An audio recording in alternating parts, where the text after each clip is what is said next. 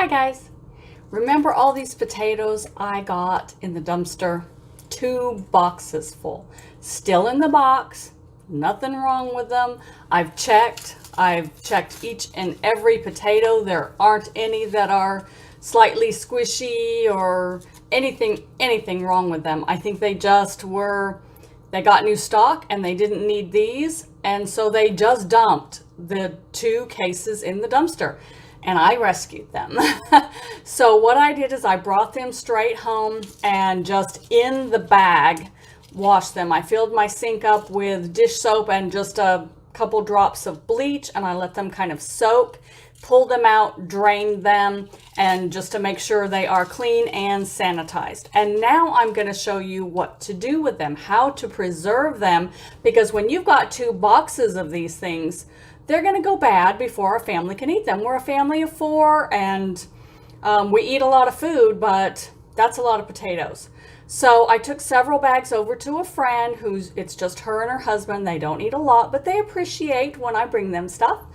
And today I'm going to show you how to freeze these, okay? So I hope you appreciate these little tips, because if we are going in the dumpsters for our food, we certainly want to preserve it. So I have a chest freezer downstairs and it's just about full, but I can squeeze a little more in it. So as I pull things out, I make room for new things. So I hope you do appreciate these tips and tricks, and I'll be making a playlist of putting this all of the videos together that show you how to preserve the food that you rescue, okay? So again, the first thing you want to do is wash them, sanitize them very well, which I did. And then I am taking them and I'm just, I'm cutting them in half. I'm going to do these in my Instant Pot, but you can do this on the stove if you don't have an Instant Pot. You want to blanch them for 3 minutes. Now, Instant Pot does things really quickly. So I am just taking them, cutting them in half, and putting them in my Instant Pot with about a cup full of water, okay? And I'm going to do this for steam for 1 minute, and that should blanch them as if it was 3 minutes boiling on the stove, okay? And when you take them out after that 1 minute or 3 minutes, whichever method you prefer, you want to get them right into an ice bath or cold water. So I have a colander in the sink ready. So once they're cooked, they're going to go straight into the colander, and cold water is going to go on top, and that's going to stop that cooking process so that they don't get too soft. And I'll see you when that's all done, okay?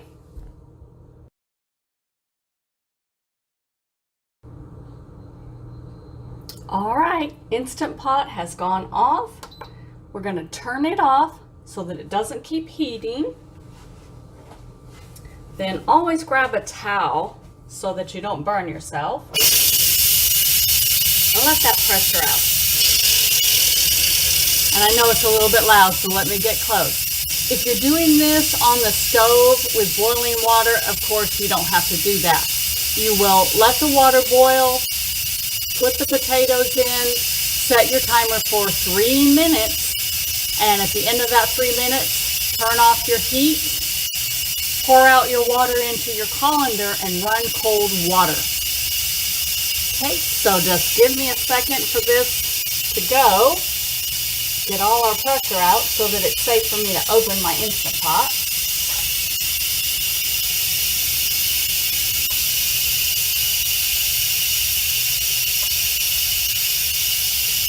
Sorry, it takes a little bit of time.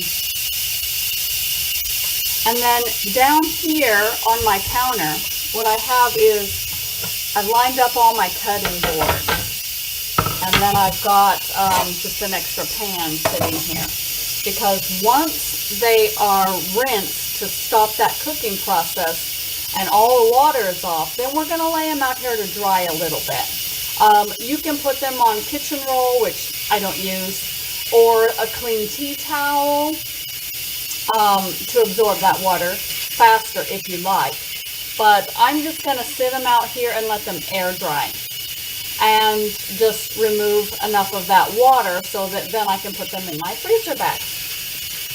And down here, I've got my freezer bag.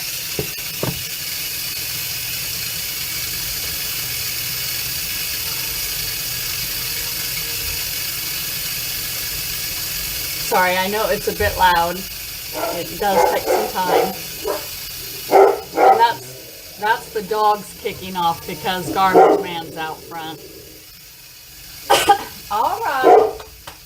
Okay, Ronnie. Okay, Ronnie. It's all right. You told him. You told him, didn't ya? That's our Rottweiler. You see him limping around.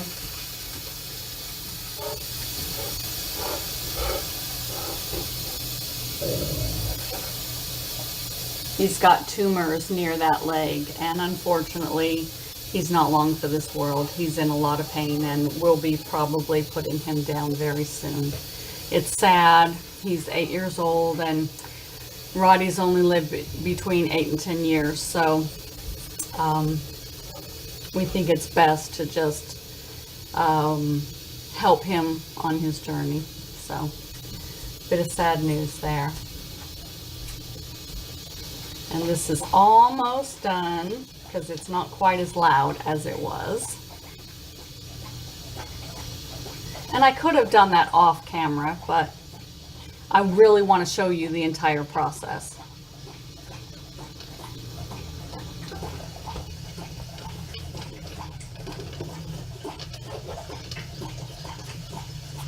And these are just things that I never learned in my life. You know, how to freeze certain foods, how to can certain foods. And I've tried canning. I bought all the jars. I bought the great big stovetop canner. And 2 summers ago, I canned a bunch of vegetables and I followed the directions to the letter, and they turned to mush. And so all of my great farmers market finds were just wasted.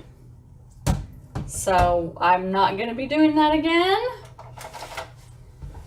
And I told my husband that from now on it's just going to be freezing things, because I have a freezer and I think it's a whole lot easier to learn how to freeze things than it is to learn how to can things. So I need to find a buyer for my canner.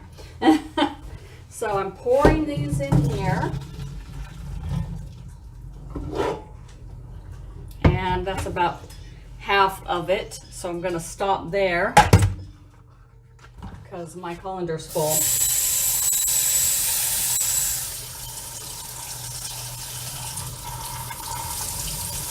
And that water was a little bit too hard, and the potato it hit just turned to mush. So 1 minute may have been a little bit long to steam these. I may do the next batch like I do broccoli and just set it to 0. So, you know, it's a learning curve. We certainly don't want them cooked too much. So, yeah, next batch I think I'll set it to 0. It took a really long time to come to pressure. I'm not sure why that was. So that was time that it was sitting in the hot water. And they're not quite cooled off yet, so I'm gonna continue rinsing until I feel them cold with my hands.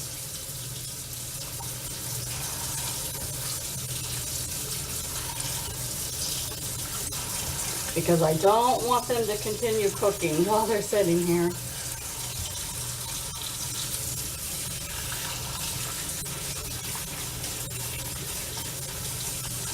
And the instructions I read said to run them under cold water for as long as you cooked them. So in this case, it probably should set in the water for 1 full minute. Now you can do an ice bath, which would be just a big pot full of ice if you have a lot of ice, which I don't. And if you do it that way, then of course you just soak it in that ice for a full minute. And that will definitely stop that cooking process really quick, wouldn't it? I've got to do it the old-fashioned way with just cold water.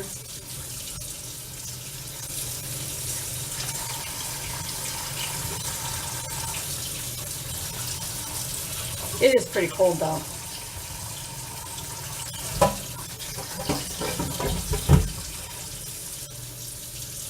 So I do love when I find things like this,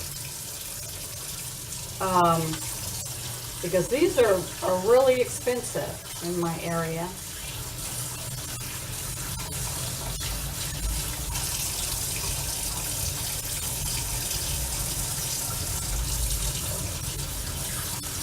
I like sharing with my friends, so I always take a bag over to friends and neighbors when I have excess.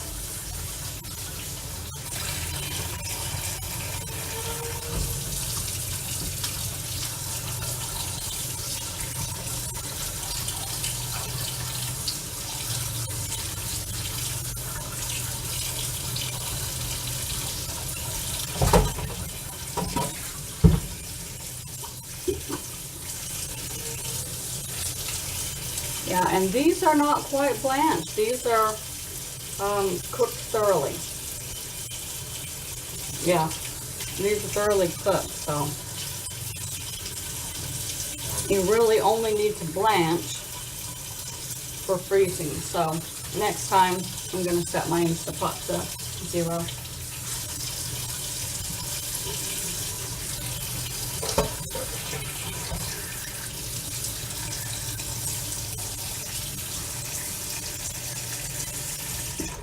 Okay, then I'm just going to let these dry really well. Get a towel down here. I've got my nice linen tea towels.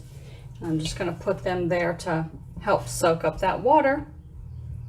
And then at that point, all you do is put them in your freezer bags, and they'll stay a good 8-9 months in the freezer. So I hope you enjoyed this little tutorial and showing you how to preserve your finds. Have a good day, guys.